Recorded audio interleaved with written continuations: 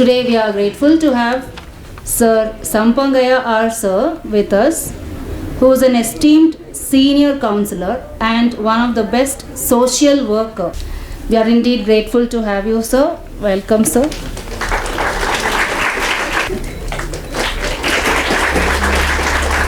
Also welcome the other team members from Mindcare Foundation. That's Mr. Bharat Dev MJ, Senior Manager.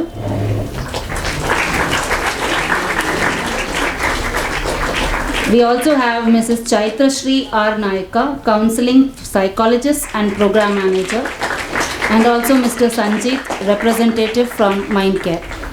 I extend a warm welcome to our principal, Dr. Nalini GS Madam, who has been a strong support in organizing such awareness programs.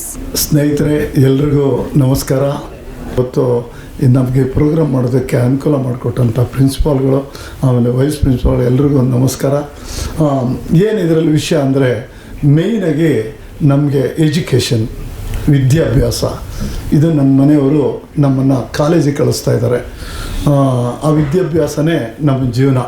ಆ ವಿದ್ಯಾಭ್ಯಾಸ ಸ್ವಲ್ಪ ವ್ಯತ್ಯಾಸ ಆದರೆ ಮತ್ತೇನಾಗುತ್ತೆ ಅಂತ ನಾನು ಹೇಳಬೇಕಲ್ಲ, ನಿಮಗೆ ಗೊತ್ತು.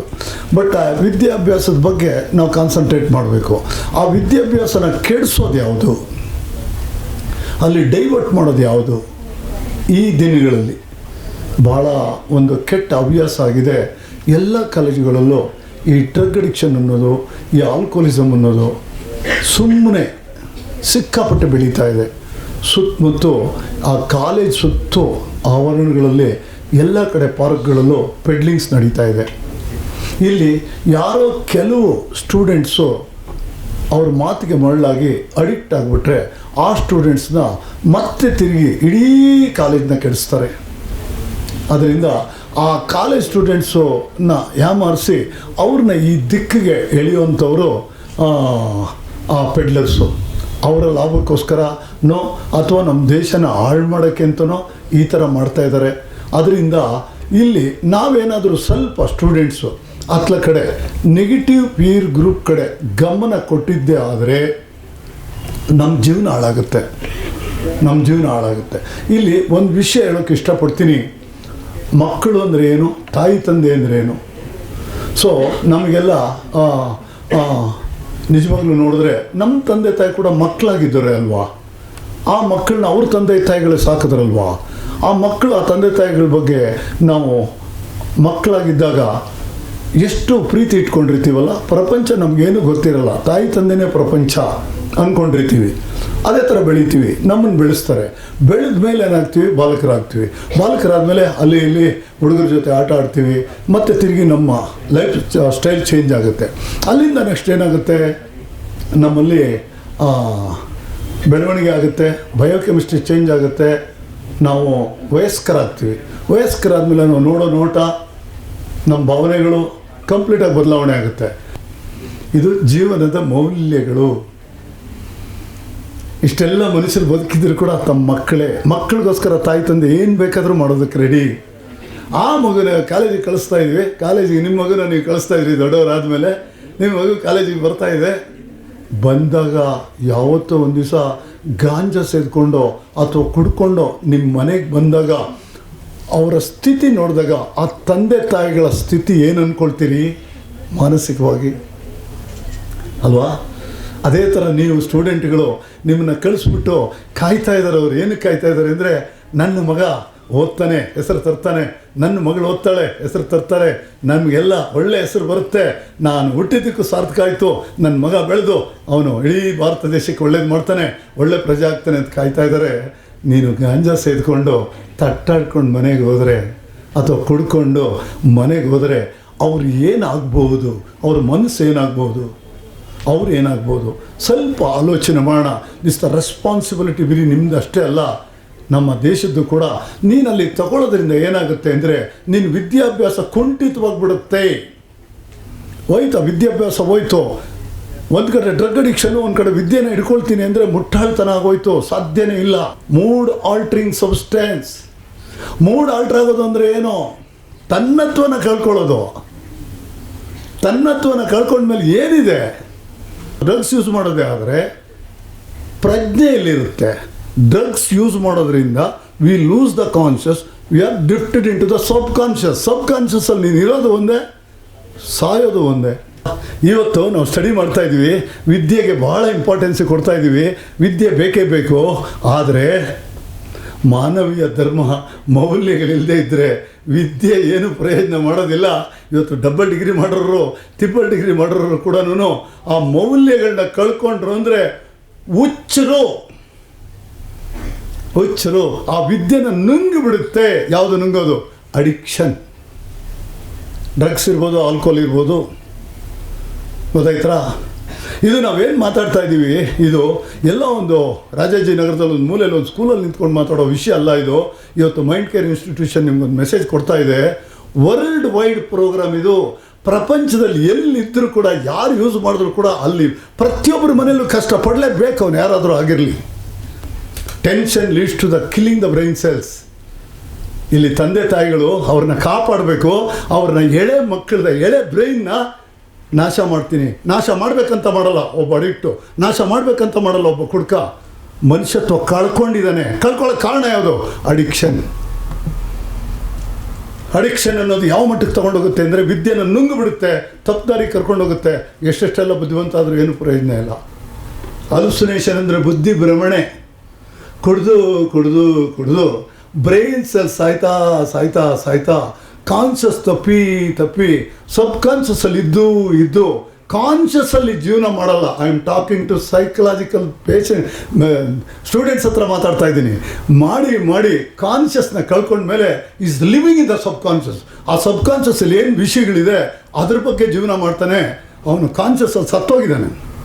Internal IQ is 140. ಯಾರು ಹೇಳ್ತಾ ಇದ್ದಾರೆ? WHO along with American Medical Association. Normal people IQ ಎಷ್ಟು? Only 90 IQ. ನಾನೆಲ್ಲ ಹೇಳ್ತಾ ಇರೋದು ಅವರು. ಅಂದರೆ ಅಷ್ಟೊಂದು ನಾಲೆಡ್ಜ್ ಇದೆ. ಯಾಕೆ ಕುಡ್ಕೊಂಡು ಆ ಥರ ಬಿದ್ದಿದ್ದಾರೆ? Is not in the conscious. He cannot identify his knowledge within himself, living in subconscious. ಹೆಂಡತಿ ಯಾರು ಗೊತ್ತಾಗೋದಿಲ್ಲ, ಮಕ್ಳು ಯಾರು ಗೊತ್ತಾಗೋದಿಲ್ಲ. ಹೆಂಡತಿ ಮಕ್ಕಳು ತಾಯಿ ತಂದೆ ಬಿಟ್ಬಿಡಿ, ನಾನೇನು ಮಾಡ್ತಾ ಇದ್ದೀನಿ, ನನ್ನ ವಿದ್ಯೆ ಏನೂ ಗೊತ್ತಾಗೋದಿಲ್ಲ. ಟೆನ್ಷನ್ ಹೋಗೋದಕ್ಕೆ ಕುಡಿತಾರ ಯಾರಾದರೂ? ಸ್ನೇಹಿತರೆ, ಸರಿಯಾಗಿ ಆಲೋಚನೆ ಮಾಡಬೇಕು. ಟೆನ್ಷನ್ಗೆ ಯಾರು ಕುಡಿಯೋದಲ್ಲ. ಟೆನ್ಷನ್ ಹೋಗೋದಕ್ಕೆ ಬೇರೆ ಬೇರೆ ದಾರಿಗಳಿದೆ. ಕುಡ್ತಾ ಅಲ್ಲ, ಡ್ರಗ್ಸ್ ಅಲ್ಲ. ಸಂತೋಷ ಪಡೋದಕ್ಕೆ ಡ್ರಗ್ಸ್ ಅಲ್ಲ, ಡ್ರಿಂಕ್ಸ್ ಅಲ್ಲ. ಸಂತೋಷ ಪಡೋಕ್ಕೆ ಸಾಧ್ಯನೇ ಇಲ್ಲ. ಮೂಡ್ ಆಲ್ಟ್ರ್ ಆಗಿ ಸಬ್ ಕಾನ್ಷಿಯಸ್ಗೆ ಹೋದ್ಮೇಲೆ where is the happiness? Happiness ಅನ್ನೋದು ಕಾನ್ಷಿಯಸ್ಸಲ್ಲಿ ಇರ್ತಕ್ಕಂಥದ್ದು. ಒಂದು ಸಣ್ಣ ಎಕ್ಸಾಂಪಲ್ ಕೊಡ್ತೀನಿ. ಒಬ್ಬ ಕೂಲಿ ಮಾಡೋನು ಬೆಳಗ್ಗೆಯಿಂದ ಸಾಯಂಕಾಲದವರೆಗೂ ಕಲ್ಲು ಹೊಡಿತಾನೆ, ಕಷ್ಟಪಡ್ತಾನೆ, ಭಾಳ ಕಷ್ಟ. ಮನೆಗೆ ಬರ್ತಾನೆ, ಕುಡ್ಕಲ್ದೇ ಇರೋನು. ಮನೆಗೆ ಬರ್ತಾ ಏನು ಮಾಡ್ತಾನೆ, ಎಷ್ಟೊತ್ತು ಮನೆಗೆ ಹೋಗ್ಬೇಕು ಅಂತ ಅರ್ಜೆನ್ಸಿ ಅವನಲ್ಲಿ. ಯಾಕೆ ಗೊತ್ತಾ? ಅವನಿಗೊಂದು ಮಗು ಇದೆ. ಆ ಮಗುಗೆ 1 ವರ್ಷ. ಹೋಗ ಮಗುನ ಎತ್ತಿಂಗ್ ತಪ್ಪಿಕೊಂಡ ಅಂದರೆ ಟೆನ್ಷನ್ ಎಲ್ಲ ಹೊಟ್ಟೋಯ್ತು. ಬೆಳಗ್ಗೆಯಿಂದ ಸಾಯಂಕಾಲದವರೆಗೂ ಕಲ್ಲು ಹೊಡ್ಕೊಂಡು ಬಂದಿದ್ದಾನಲ್ಲ, ಆ ಪೇಯ್ನೆಲ್ಲ ಹೊಟ್ಟೋಯ್ತು. ಏನೇ ಮಗು ಹಾಲು ಕುಡಿತಾ? ಮಗು ಚೆನ್ನಾಗಿದೆಯಾ? ಚೆನ್ನಾಗಿದೆ ರೀ. ಏನು ರೀ ಮಗು ಅಂತ ಸಾಯ್ತೀರಾ? ನನ್ನ ಬಗ್ಗೆ ಏನು ಕೇಳಲ್ವಾ ಅಂತ ಅವಳು ಬಂದ್ಲು. ಅವಳ ಮೇಲೆ ಹಿಂಗೆ ಭುಜದ ಮೇಲೆ ಕೈ ಇಟ್ಟ ಅಂದರೆ ಟೆನ್ಷನ್ ಫ್ರೀ. ತಂದೆ ತಾಯಿಗಳ ಮುಖ ನೋಡಿದ್ರೆ ನಿಮಗೆ ಫ್ರೀ ಆಗಲ್ವಾ? ಕಾಲೇಜಿಂದ ಹೋಗೋದಕ್ಕೆ ಕಾಯ್ತಾ ಇರ್ತೀರಲ್ಲ, ಅಪ್ಪ ಅಮ್ಮನ ನೋಡ್ಬೇಕಂತ. 8 ಅವರ್ ಆಚೆ ಇದ್ದು ಅಂತ. ಆ ಗುಣ ನಿಮ್ಮಲ್ಲಿಲ್ಲ ಅಂದರೆ ನೀವು ಕುಡಿಯೋದಕ್ಕಿಂತ ಮೋಸಗಾರರು. ಕುಡುಕರಾದ್ರು ಹಂಗೆ ಮಾಡ್ತಾರೆ, ಕುಡ್ತಾ ಇಲ್ದೇ ನೀವು ಹೆಂಗೆ ಮಾಡ್ತೀರಾ ಅಂದರೆ, ಯಾಕೆಂದರೆ ಯಾವ ಕಾಲೇಜ್ ಬಿಡುತ್ತೋ ಅಮ್ಮನ ನೋಡಬೇಕು, ಅಮ್ಮನ ಹತ್ರ ಕೂತ್ಕೋಬೇಕು, ಮಡ್ಲಲ್ಲಿ ಕೂತ್ಕೋಬೇಕು, ಕಾಫಿ ಕುಡಿಬೇಕು. ಟೆನ್ಷನ್ ಫ್ರೀ ಲೈಫು ಇದೆಲ್ಲ. ಏನು ಬೀರ್ ಬಾಟಲ್ ತಗೊಂಡು ಟಕ್ಕ ಹೊಡೆದ್ಬಿಟ್ಟು ಟೀ ಅಂತ ಮೇಲಕ್ಕೆ ಬಿಡೋದಂತೆ. ಟೀ ಅಂತ ಮೇಲಕ್ಕೆ ಹೊಟ್ಟೋಗ್ತೀರ ನೀವು. ಎಲ್ಲೂ ಇರಲ್ಲ ನೀವು, ಹೊಟ್ಟೋಗ್ತೀರ ಮೇಲಕ್ಕೆ. ನಿಮ್ಮನ್ನು ಹಗ್ಗ ಇಳಿಸೋಕೆ ಯಾರ ಕೈಲಾಗಲ್ಲ, ಯಾರ ಕೈಯಲ್ಲಾಗಲ್ಲ. ಡಾಕ್ಟರ್ಸ್ ಹೆಲ್ಪ್ ಮಾಡೋಕ್ಕಾಗಲ್ಲ, ಇವತ್ತು ಗೌರ್ಮೆಂಟ್ ಹೆಲ್ಪ್ ಮಾಡೋಕ್ಕಾಗಲ್ಲ, ಯಾರು ಹೆಲ್ಪ್ ಮಾಡೋಕ್ಕಾಗೋದಿಲ್ಲ. ಈ ಅವೇರ್ನೆಸ್ ಪ್ರೋಗ್ರಾಮ್ ಕೇಳಿ ಕರೆಕ್ಟಾಗಿ ನಡ್ಕೊಂಡ್ರೆ ನಿಮಗೆ ನೀವು ಹೆಲ್ಪ್ ಮಾಡ್ಕೋಬೋದು. ನೀವು ಎಷ್ಟು ಓದ್ತೀರ ಅನ್ನೋದು ಮುಖ್ಯ ಅಲ್ಲ. ಯಾಕೆಂದರೆ ವಿದ್ಯೆ ಬೇಕು. ಯಾಕೆಂದರೆ ವಿದ್ಯೆ ಯಾಕೆ ಬೇಕೆಂದರೆ ಸುಖ ಪಡೋದಕ್ಕೆ ಬೇಕು.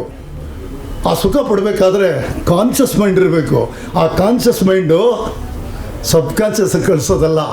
ಯಾವುದೇ ಕಾರಣದಿಂದ ಈ ಕೆಮಿಕಲ್ಸು ದೇಹಕ್ಕೆ ಬೇಕಾಗಿಲ್ಲ. ಹೇಳ್ತಾರೆ ರಕ್ತ ಶುದ್ಧಿ ಆಗುತ್ತೆ, ಇದು ಬರುತ್ತೆ ಅದು ಬರುತ್ತೆ ಅಂತ. ಯಾವುದೂ ಇಲ್ಲ. ಏನದು ಮೆಥನಾಲ್ ಆಲ್ಕೋಹಾಲ್ ಅಂದರೆ ಏನು ಅಂದ್ಕೊಂಡಿದ್ದೀರಿ ನೀವು? ಆ ಸಿಟಿ ಮಾರ್ಕೆಟಲ್ಲಿ ಆ ಹಣ್ಣಂಗಡಿ ಇಟ್ಟಿದ್ದಾರೆ, ವ್ಯಾಪಾರ ಆಗದಿದ್ರೆ ಏನು ಮಾಡ್ತಾನೆ, ತೊಟ್ಟಿಗೆ ಬಿಸಾಕ್ತಾನೆ. ಆ ತೊಟ್ಟೆಯಲ್ಲಿ ಇಷ್ಟು ಹಣ್ಣುಗಳು ಎತ್ಬಿಟ್ಟು ಒಂದು ಪಾತ್ರೆಯಲ್ಲಿ ಹಾಕಿ ಅದಕ್ಕೆ ಮೇಲೆ ಮುಚ್ಚಳ ಮುಚ್ಚಿಬಿಟ್ಟು ಆ ಹಣ್ಣುಗಳ ಲೆವೆಲ್ಗೆ 2 ಜಗ್ ನೀರು ಹಾಕಿ ಮೇಲ್ಗಡೆ ಒಂದು ತೂ ತೊಡೆದ್ಬಿಟ್ಟು ಒಂದು ಪೈಪ್ ಹಾಕ್ಬಿಟ್ಟು ಚೆನ್ನಾಗಿ ಕುದಿಸಿ ಇಳಿಯುತ್ತಲ್ಲ, that is a methanol alcohol. ಮೋರಿನಲ್ಲಿ ಇದೆಯಲ್ಲ ಮಣ್ಣು, ಕರಿ ಮಣ್ಣು, ಅದರೊಳಗೆ 2 ಜಗ್ ನೀರು ಹಾಕಿ ಅದನ್ನ ಕಲಿಸ್ಬಿಟ್ಟು. ಯಾಕೆ ಸೈನ್ಸ್ ಸ್ಟೂಡೆಂಟ್ಸು ನಿಮಗೆ ಗೊತ್ತಿಲ್ವಾ? ಅದು ಯಾವುದೇ ಕಾರಣದ ದೇಹಕ್ಕೆ ಒಳ್ಳೇದಾಗತ್ತಾ? ಯಾಕೆ ಹಾಲಿಲ್ವಾ, ಬಾದಾಮಿ ಹಾಲಿಲ್ವಾ, ಅಲ್ವಾ, ಮಜ್ಜಿಗೆ ಇಲ್ವಾ, ಮೊಸರು ಇಲ್ವಾ, ತುಪ್ಪ ಇಲ್ವಾ, ಇಲ್ಲಿ ಜಿಮ್ ಇಲ್ವಾ, ಇಲ್ಲಿ ಯೋಗ ಇಲ್ವಾ? ಯಾವುದಿಲ್ಲ. ಎಲ್ಲ ಬೇಡ, ನನಗೆ ಎಂಜಾಯ್ಮೆಂಟ್ ಬೇಕು. ಯಾವುದು ಎಂಜಾಯ್ಮೆಂಟು? ಕೊನೆಗೆ ಅಂಬೆ ಎಂಜಾಯ್ಮೆಂಟ್ ಹೆಂಗೆ ಅಂದರೆ ಅಂಬೆ ಕೊನೆಗೆ ಹೋಗ್ತಾ ಏನಾಗುತ್ತೆ ಅಂದರೆ ಡಿಪೆಂಡೆನ್ಸಿ ಸಿಂಡ್ರೋಮ್ ಸ್ಟಾರ್ಟ್ ಆಗುತ್ತೆ. ದೇಹ 2 ಕಡೆಯಿಂದ ಕೆಲಸ ಮಾಡೋದು. ಒಂದು ಪ್ರಕೃತಿ, ಇನ್ನೊಂದು ಡ್ರಗ್ಸು ಆಲ್ಕೋಹಾಲು. ಅಡಿಕ್ಷನ್ ಅಂದರೆ ಇದೇನೆ. ಪ್ರಕೃತಿ ಅಂದರೆ ಏನು? ನಮ್ಮ ದೇಹ ಆಗಿರೋದೆಲ್ಲ ಪ್ರಕೃತಿಯಿಂದನೇ. ಏನು ಪ್ರಕೃತಿ ಅಂದರೆ? ಗಾಳಿ, ಶಾಖ, ನೀರು, ಆಹಾರ. ಇದರಲ್ಲಾದರೂ ಒಂದಿಲ್ಲದಿದ್ರೆ ಬದುಕ್ತೀರಾ ನೀವು? ಅಲ್ವಾ? ನೇಚರ್ ಅಲ್ವಾ? ಇದರಿಂದ ಬದುಕ್ತಾ ಇದೆ.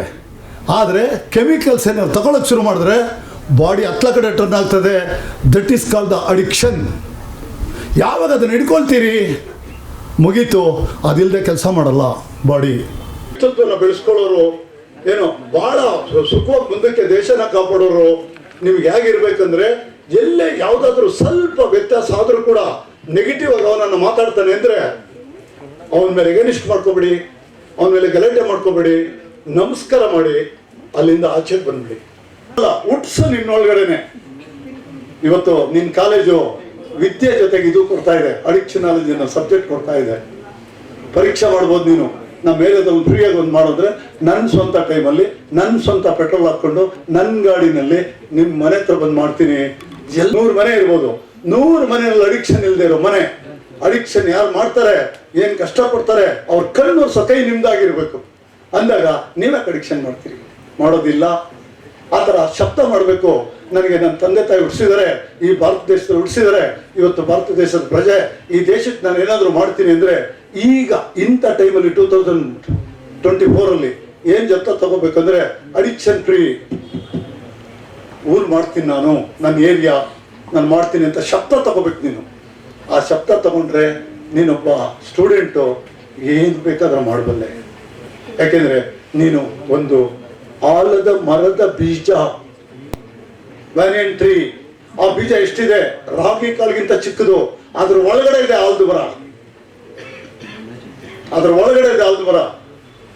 ನೀನು ಆ ಒಂದು ಸಣ್ಣ ಬೀಜ, ನಿನ್ನೊಳಗಡೆ ಆಲದ ಮರ ಹೆಂಗ್ ತುಂಬಿದೆ, ಆ ಜ್ಞಾನನೂ ಹಂಗ್ ತುಂಬಿದೆ. ನೀನ್ ಮನಸ್ಸು ಮಾಡಿದ್ರೆ ಯಾವುದಕ್ಕೆ ಬೇಕಾದ್ರೂ ಹೋಗ್ಬೋದು, ಏನ್ ಬೇಕಾದ್ರೂ ಮಾಡ್ಬೋದು, ಒಳ್ಳೇದಕ್ಕೋಸ್ಕರ. ಯಾಕೆಂದ್ರೆ ಒಂದು ಇನ್ಸ್ಟಿಟ್ಯೂಟ್ ನಿನ್ನ ಹಿಂದೆ ಇದೆ. ನೀನು ಮುಂದೆ ನಿಂತ್ಕೊಂಡೆ ನನಗಿಂತ ಬೇಕು, ಹಿಂಗೆ ಮಾಡಬೇಕು ಅಂದ್ರೆ ಖಂಡಿತವಾಗ್ಲು ಇವತ್ತು ನಾವು ಪ್ರೋಗ್ರಾಮ್ ಮಾಡಬೇಕು ಅಂತ ಮೇಡಮ್ನ ರಿಕ್ವೆಸ್ಟ್ ಮಾಡ್ಕೊಂಡಾಗ ನಾವು ಪ್ರೋಗ್ರಾಮ್ ಮಾಡ್ತಾ ಇದ್ದೀವಿ. ಇದ್ರ ಜೊತೆಗೆ ಇಷ್ಟಕ್ಕೆ ನಿಲ್ಲಿಸ್ಲಿಲ್ಲ. ಮೇಡಮ್ ಎಂಥವ್ರು ಅಂತ ಗೊತ್ತಾಯ್ತು, ಅವ್ರ ಮನ್ಸು ಎಂಥದ್ದು ಅಂತ ಗೊತ್ತಾಯ್ತು. ಇಲ್ಲ, ಇದು ಬೇಕು, ನಮ್ಮ ಸಬ್ಜೆಕ್ಟ್ ಜೊತೆಲಿ ಇದು ಮುಖ್ಯ, ವರ್ಷಕ್ಕೆ ಒಂದ್ಸಾರಿ ಮಾಡೋಣ, ನಮ್ಗೆ ಬೇಕಾದ್ರೆ 6 ತಿಂಗಳಿಗೆ ಒಂದ್ಸಾರಿ ಮಾಡೋಣ. ಅವ್ರ ಬಾಯಲ್ಲಿ ಒಂದು ಮಾತು ಬಂತು. ಇವಾಗ ಡಿಸ್ಚಾರ್ಜ್ ಆಗಿ ಹೊರಟೋಗ್ತಾರೆ. ನೆಕ್ಸ್ಟ್ ಬರೋರಿಗೆ ನಾಲೆಡ್ಜ್ ಬೇಕಲ್ಲ, ಮತ್ತೆ ನೀವು ಮಾಡಬೇಕು. ಬನ್ನಿ. ಯಾಕೆಂದ್ರೆ ನಾನೊಬ್ಬ ವ್ಯವಹಾರ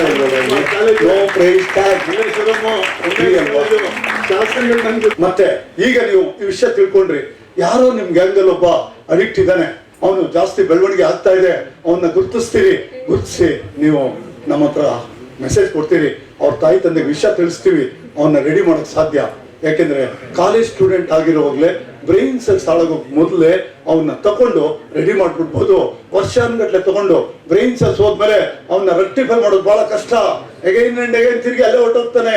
ಯಾಕೆಂದ್ರೆ ಬ್ರೈನೇ ಬಹಳ ಮುಖ್ಯ. ಅದರಿಂದ ನೀವು ಇನ್ಫಾರ್ಮೇಶನ್ ಕೊಡೋರಾಗಬೇಕು. ಇದು ಪೊಲೀಸ್ ಸ್ಟೇಷನ್ ಅಲ್ಲ, ಜೈಲ್ಗೆ ಹಾಕೋದಿಲ್ಲ, ರೀಫಾರ್ಮ್ ಮಾಡ್ತೀವಿ. ಅವನ್ಗೆ ಅವ್ರ ಮನೆಯವ್ರಿಗೊಂದು ಶಕ್ತಿ ಕೊಡ್ತೀವಿ, ಅವ್ರಿಗೆ ಮಾರ್ಗದರ್ಶನ ಕೊಡ್ತೀವಿ. ಅವನ ಒಬ್ಬನಿಂದ ಅವನ ತಂಗಿಗಳಿದ್ರೆ ಎಲ್ಲರೂ ನಾಶ ಆಗ್ತಾರೆ. ಯಾಕೆಂದ್ರೆ ಡ್ರಗ್ ಅಡಿಕ್ಟ್ ಒಬ್ಬ ಇದ್ದಾನೆ ಅಂದ್ರೆ ಆ ಮನೆಯಲ್ಲಿ ಅವ್ರ ತಂಗಿನ ಅವನ ಮದುವೆ ಮಾಡ್ಕೊಳ್ಳಲ್ಲ. ಅದು ಡ್ರಗ್ ಅಡಿಕ್ಟ್ ಕೊಂಪೆ. ಮದುವೆ ಮಾಡ್ಕೊಂಡು ಅಂಥವ್ರಿಗೆ ಮಕ್ಳು ಹುಡ್ತಾರೆ ನಮಗೂ ಅಂತ. ಗೊತ್ತಾಯ್ತಾ? ಹೆಣ್ಣು ಮಕ್ಳಿಗೆ ಬಹಳ ಎಫೆಕ್ಟ್ ಆಗುತ್ತೆ. ಸೊ ಅದರಿಂದ ನೀವು ಸರ್ವಿಸ್ ಮಾಡೋದು ಕಲ್ತ್ಕೋಬೇಕು ದಯವಿಟ್ಟು. ಆಮೇಲೆ ಇದು ತಮಾಷೆ ಅಲ್ಲ, ಇದೊಂದು ಪ್ರೋಗ್ರೆಷನ್ ಡಿಸೀಸ್. ಇದು ಕೊನೆಗೆ ನೀವು ಬದುಕಿರ್ತೀರಿ, ಸಾಯೋದಿಲ್ಲ. ಬದುಕಿರ್ತೀರಿ, ಸಾಯೋದಿಲ್ಲ. ಏನದ ಅರ್ಥ? ಸಾಯೋದಿಲ್ಲ, ಬದುಕಿದೀವಿ ಅಂದ್ರೆ ಒಂದು ಒಳ್ಳೆ ಊಟ ಟೇಸ್ಟ್ ಮಾಡಂಗಿಲ್ಲ, ಒಂದು ಒಳ್ಳೆ ಮಾತಿಲ್ಲ, ನಿನ್ನಿಂದ ಒಳ್ಳೆ ಕೆಲಸ ನಿನಗೂ ಇಲ್ಲ, ಹೊರಗಡೆನೂ ಇಲ್ಲ, ಒಂದು ಸೆಕ್ಸ್ ಇಲ್ಲ, ಒಂದು ವಿದ್ಯೆ ಇಲ್ಲ, ಏನು ಇಲ್ಲ, ಸಾಯ್ಲಿಲ್ಲ, ಬದುಕಿದ್ಯಾ. ಬದುಕಿರೋದು ಯಾಕೆ? ಅಲ್ಲಿ ಭಿಕ್ಷೆ ಎತ್ತೋದು, ಗಾಂಜಾ ಸೇದೋದು, ಅಲ್ಲಿ ಭಿಕ್ಷೆ ಎತ್ತೋದು, ಬೀರು ಕುಡಿಯೋದು. ಆವಾಗ ಲಿವಿಂಗ್ ಡೆಡ್ ಅಂತ ಕರಿತೀವಿ ನಾವು. ನೀನ್ ಬದುಕಿದ್ದು ಸತ್ತಂಗೆ. ನಿನ್ನ ಹ್ಯೂಮನ್ ವ್ಯಾಲ್ಯೂಸ್ ಹೋಯ್ತು ಅಂತಂದ್ರೆ ನೀನ್ ಬದುಕಿದ್ದು ಸತ್ತಂಗೆ. ಏನದು ಹ್ಯೂಮನ್ ವ್ಯಾಲ್ಯೂಸ್ ಅಂದ್ರೆ ಏನು? ಪ್ರಪಂಚದಲ್ಲಿ ಆಧ್ಯಾತ್ಮಿಕತೆ ಅಂತ ಕರೀತಾರೆ. ಆಧ್ಯಾತ್ಮಿಕತೆ ಅಂದ್ರೆ ಏನು? ತನ್ನ ತಾನು ನಾಶ ಮಾಡ್ಕೊಳ್ದೇ ಇರೋದು, ತಾನು ಇನ್ನೊಬ್ಬರನ್ನ ನಾಶ ಮಾಡದೇ ಇರೋದು. ಇನ್ನೊಬ್ಬರನ್ನ ನಾಶ ಮಾಡಲ್ಲ ಅಂದ್ರೆ ನನ್ನ ಹೆಂಡತಿನ ನಾಶ ಮಾಡ್ತೀನಾ, ನನ್ನ ಮಕ್ಕಳನ್ನ ನಾಶ ಮಾಡ್ತೀನಾ, ನನ್ನ ತಾಯಿ ತಂದೆನ ನಾಶ ಮಾಡ್ತೀನಾ, ನನ್ನ ನಾಶ ಮಾಡ್ಕೊಳ್ತೀನಾ? ಈ ಅರಿವು ಒಬ್ಬೊಬ್ಬನಿಗೂ ಇದ್ರೆ ಹೆಂಗಿರುತ್ತಲ್ಲ. ಇದು ನಾಲೆಡ್ಜ್ ಅಂದ್ರೆ, ಇದು ಹ್ಯುಮ್ಯಾನಿಟಿ ಅಂದ್ರೆ. ಇದಿಲ್ಲದೆ ಇಷ್ಟ ಬಂದಂಗೆ ಮಾಡೋದಲ್ಲ, ಇಷ್ಟ ಬಂದಂಗೆ ಹೋಗೋದಲ್ಲ, ಇಷ್ಟ ಬಂದಂಗೆ ಟೇಸ್ಟ್ ನೋಡೋದಲ್ಲ. ಇವತ್ತು ಜನಗಳು ನೆಗೆಟಿವ್ಗೋಸ್ಕರ ಕಾಯ್ತಾ ಇರ್ತಾರೆ. ತಾನು ಒಬ್ಬ ಕೆಳಗಡೆ ಬಿದ್ದು ಅಡಿಕ್ಟ್ ಆದ ಅಂದ್ರೆ ಬಿಡಕ್ಕಾಗಲ್ಲ. ನಿನ್ನ ಬೆಳವಣಿಗೆ ನೋಡಿದ್ರೆ ಹೊಟ್ಟೆ ಉರಿಯುತ್ತೆ. ಅವನೊಳಗಡೆ ನೆಗೆಟಿವ್ ಸ್ಟಾರ್ಟ್ ಆಗ್ಬಿಡುತ್ತೆ. ಹೆಂಗಾದ್ರೂ ಮಾಡಿ ಅವನಿಗೂ ಸೇರಿಸ್ಬೇಕು, ಅವನು ಹಾಳು ಮಾಡಬೇಕು, ರಾಕ್ಷಸತ್ವ ಶುರುವಾಗುತ್ತೆ. ಈ ಅಡಿಕ್ಷನ್ ಅನ್ನೋದು ನೆಗೆಟಿವ್, ಇದು ರಾಕ್ಷಸತ್ವ ಶುರುವಾಗುತ್ತೆ. ಕೊನೆಗೆ ಅವನೇ ನೀನು ಹಿಡ್ಕೊಡ್ತಾನೆ, ಬೇಕಿದ್ರೆ ಅವನೇ ನೀನು ಡ್ರಗ್ಸ್ ತರಿಸ್ಕೊಡ್ತಾನೆ, ನಿನಗೆ ಅಡಿಕ್ಟ್ ಮಾಡ್ತಾನೆ. ಕೊನೆಗೆ ಪೊಲೀಸ್ನವ್ರಿಗೆ ನಿನಗೂ ಬೇಕಿದ್ರೆ ಹಿಡ್ಕೊಡ್ತಾನೆ.